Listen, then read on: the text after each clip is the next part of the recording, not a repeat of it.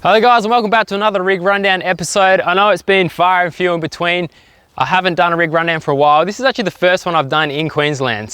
But I will say the car behind me, I've been watching this thing for a while and I've wanted to do a shoot on it for so long. Now I'm finally living here. I managed to get the car down here and we're gonna look into it. So let's get into it.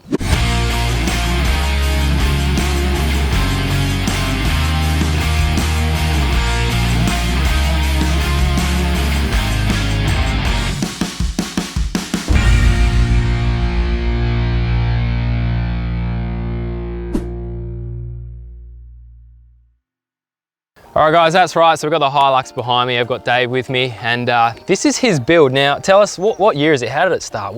Give us the whole story. It's a 2009 Hilux and it's had many different builds go through its system, but this is the last one I'll be doing on it. So what's it set up for now? Like it's on the street, but it's almost like a race truck, is that right? Yeah, pretty much. I wanted to have a street registered race car.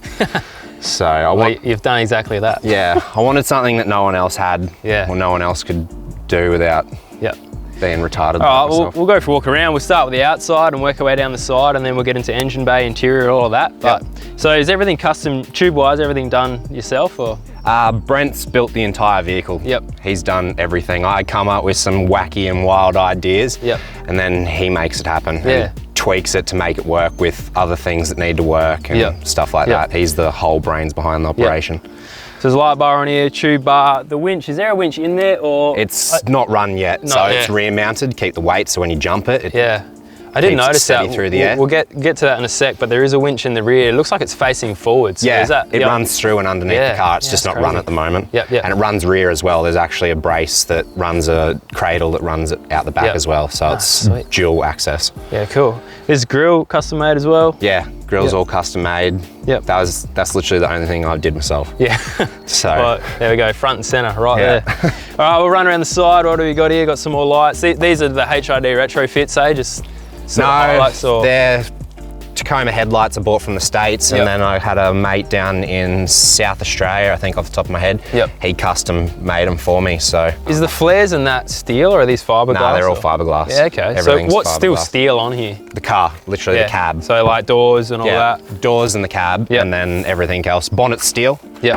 And then all the guards, tailgate steel.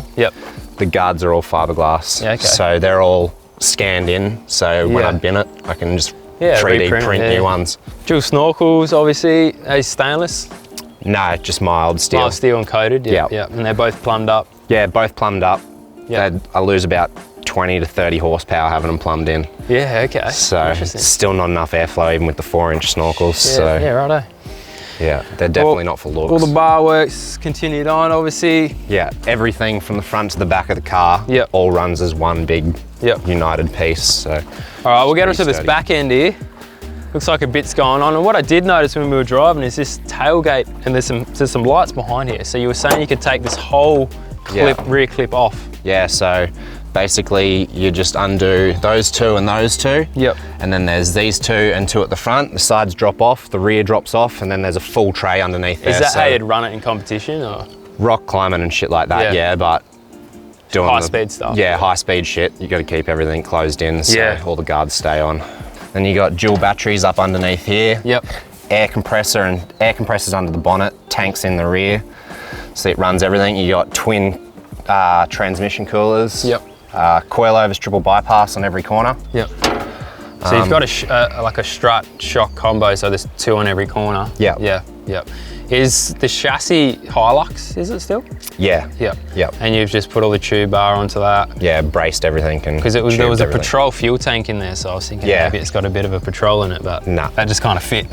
No, we just made that work in with what we had. Speakers here, they're not for racing, what are they there for? Bit of a party? Yeah, whatever. Out in the bush and want to turn the music up and keep the boys entertained. Can pump what I've got in the car on the outside. Yeah, sick. So yeah, just something different. That's probably the only thing on the car that doesn't need to be there. That's just a couple of things I did just for entertainment for myself. Bit of fun, why not? Yeah. All right, well, I think we'll jump under the bonnet. Everyone's going to be wondering what's going under there, and then we'll head inside and go from there. All right, under here. Look at that, homemade bonnet strut. So, there's a bit going on, but what I can tell from my trained eye, we've got an LS motor in here, but she's not an ordinary LS. What's been done internally? It's been stroked and forged, so it's a 416 LS with all the fruit. Basically gave the engine builder an open checkbook and said, build me the most indestructible, strong thing you possibly could, because this is the second motor. Yeah, okay. First one got a bit hurt. So it started LS3 or a Yeah, it started as an LS3. Ah, cool. All right, so what else is happening here with suspension? Looks like you've got some bracing here. Is that for the struts or?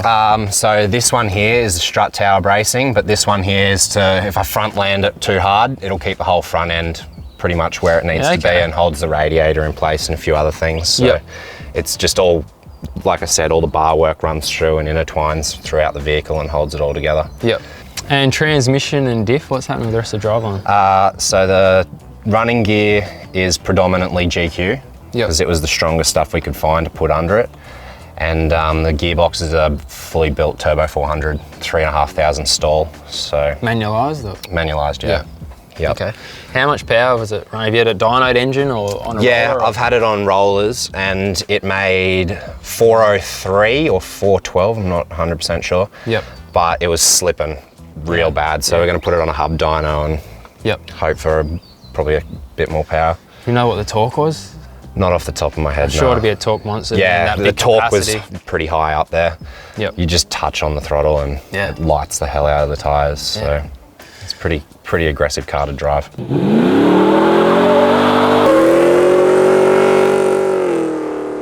Fuses and all that, you got your twin air compressor. Yep, fuse box, water. Yep. Fuel pump, power steer fluid. Everything's top of the line. It's all aeroflow gear, all nice. Yep. Reservoirs and that. Made it as nice as I could without spending too much money on looks. Yep. Spent enough as it was, so. It looks really nice under here. Yeah. Definitely is far from a standard Hilux look, that's for sure. Yeah. So the panel beater, he's made all of the inner guards and everything. So basically firewall forwards custom made. Sweet. All right. Let's jump inside and have a look what's going on in there. Alrighty, inside the vehicle. This thing does look like a race car. There's a lot going on. Yeah, I tried to make it as simple as I could inside. But there's only so much you can do before you have to actually have stuff in here that makes it work. Yeah, all right. We'll start with what's in front of me. So a whole lot of gauges, obviously all your essentials. You've got RPM, speed, temperatures, pressures. You even run oil temperature as well. That's on there. Trans temperature being an automatic. Yep. There's 2 fuel levels here? Oh, fuel pressure. Yeah, okay. Yep, that's an important one on the rails, is it? Yeah. Yep. There's a couple of diff lock switches here, so lockers? Yep. Are they air lockers, E-lockers? Yeah, air lockers, ARB. Yep. So I'm looking to change them out to some TJM lockers. Yeah, just that reliability. Preference, yeah. Okay. Prefer them. Then coming down here, so you've fabricated a whole center console that runs all the way through. Yeah, Radius Fabrications, they did the whole console. Yep. So I wanted the interior to be black, hide the roll cage and stuff. Yep. And then made this the centerpiece of the car. Yep. So you've got all your switches that run your fridge, your battery and everything like that. Yep. This panel from Vogue runs all the lights, then seat heaters, because why not?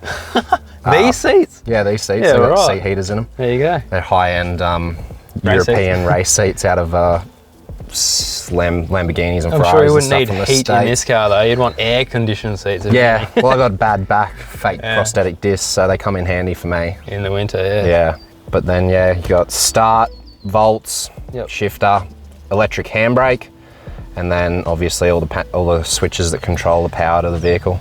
Yeah, that's interesting, the electric handbrake. So why have you done that and how does it work? Underneath the car, there's a tensioner. So when I click on it, you'll hear it engage and it'll pull self on tension, and then that'll hold the vehicle in place. But I didn't like how most four-wheel drives, as soon as you go off-road, your handbrake releases. It doesn't work properly. So is that always hold the same tension, so it kind of self-adjusts essentially? Yeah. There's aircon switches here. Does it have aircon? Yeah, it's got aircon. It's just got no gas in it at the moment. When we pulled the motor out, when we've connected it back up, we've nicked a line somewhere. So that's all getting fixed up next week. It's crazy. It's literally a race truck with air conditioning, pre-runner, heated seats, pre-runner. Fancy stuff. You just need glass and aircon, and you're set. All right. Last thing you look at is pretty much what's underneath to run through all the suspension and that, and then that's pretty much it. Cool. All right, so now we're going to look at pretty much what you can't see underneath the vehicle. Just run us through sort of, I guess, the overall lift, the height, what shocks you're running, what arms are under there, wheels, tyres, all that kind of stuff. The wheels were just, I didn't really get much of a choice because I wanted a decent offset with what I had. So all the wheels I chose didn't work. So this was just what the wheel shop supplied me with. They look amazing. It's like nothing I've ever seen. So they're obviously not from Australia. No, they're from the States. You can get them here, but I've only ever seen them on one other car. Yeah. And I don't mind them. They're all right. They're not the ones I would have chosen. Yep. I wanted some sort of imitation beadlock because I've got a set of Treps Savannahs, black Savannahs that I run off-road. Yeah. And they look way better with a proper bead and stuff on it. Yeah, That's all I could Did you want with. the 20-inch or is that a bit big? Or? Nah, I wanted the 20-inch, just there's street tyre, less wall. When I'm flying around the track and stuff, I get less body roll and that. Most people think it's stupid having 20s on a four-wheel drive, but you got to remember these tyres don't go off-road. Yeah, or when they're wrapped in a 35-inch, it kind of all, the proportions are sort of there anyway. Yeah. So, and then from there, you move in, you've got your patrol diff housing, all braced and stuff, and then sitting on top of that, you've got 2.0 Fox coilovers with adjustable res, and then you've got triple bypass, and that's pretty much it. There's not too much in the front. The front's pretty basic. All right, cool. We'll run down the back and sort of see what's going on there. Back end, pretty much same, obviously same wheel and tyre combo. These are the, what are they, Nittos? Nitto trail grapplers, if you're wondering. So it looks like it's just got a 4-link set up on the rear there. So custom arms, 4-link. Patrol diff again? Yep. All braced in the rear as well. What's the sway bar? It looks like an anti-roll caution bar. So it's got a full anti-roll sway bar through the back of it. That's all custom made brackets. They actually put these in all the patrols, but the way where we set it up with the wheelbase and stuff, we had to shorten it. So then we had to get all these custom CNC'd up to be actually able to mount the whole thing. And trying to get clearance through there with everything else that we've jammed in there made it a bit difficult, but you disconnect that and it flexes up pretty well. At the moment it struggles a bit because all the coil rates are wrong, but once we sort all that, the thing flexes absolutely insane. Yeah, sick. So that's more there for when you're going fast. The shocks there, do you know what the travel is? What 16 size? in the front 16s, and 14 in the rear. So the front travels further than the rear. So that's why I guess you've had to extend them, because it's the height is what, sitting at like a 2-inch, you reckon? Yeah, I think it's about 2, maybe a little less. So it's pretty low. It just looks big because of the big guards that we've got on it. Just makes it look really high in the front. We did have 2.5 shocks front and rear, but it didn't work with the steering box, so we had to drop back to the 2s in the front, which sucked because I wanted the same shock all the way around, but going the smaller shock in the front got me another 2 inches of travel, which was a bonus. So cool. All right, too easy. All right, we've got the best part of my day, take 2. I did this and someone forgot to turn the microphone on, which would be me. So we're doing it again. Hopefully I can remember all the great things I said. But one thing that happened is there's a big process to turn this thing on. So we've got ignition with the key, and you've got ignition switches for your ignition, your accessories. Handbrake? Handbrake, electronic handbrake. And then you can start it. That. Handbrake's off. So this gearbox fully manualised as well. So you have to individually select the gears.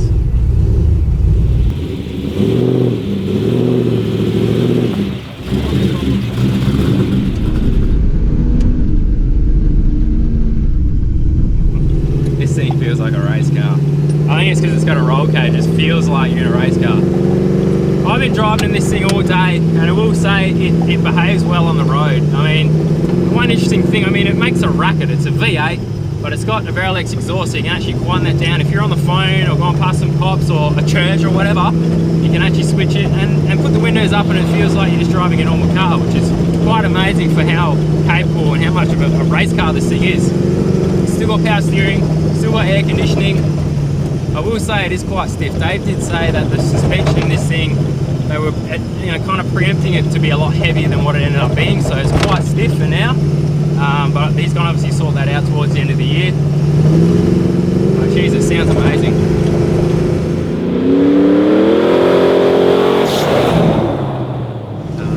So even though this is a Hilux, it's not a race car. I mean, I've driven a trophy truck before and it feels like you're in that sort of environment. And I think it's because of the LS motor. It has that big capacity engine, so it kind of feels like you're in that trophy truck with the roll cage and everything, but it's not. It's a Hilux. It's crazy. It just feels big.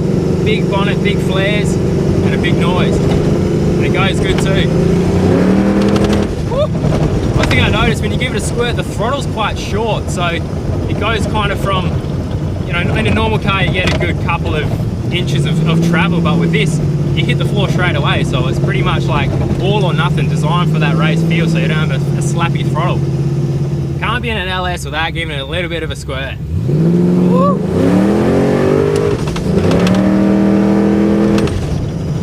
That is addicting, I'll tell you what. Alright, I think it's time to hand this thing back to Dave and let him do his challenges. Alright guys, with so much going on with this car, what I've decided to do is make a part 2 or kind of part 3 for this rig rundown, which will go through the challenges. Now, if you want to see how it goes with the Sprint, the Comfort, the Flex and the Economy, make sure to click the link down below and watch that third part. It's an awesome section. I'll see you guys there. Got 0 seconds. I gotta count you in. We've agreed we did about, what was it, 80K?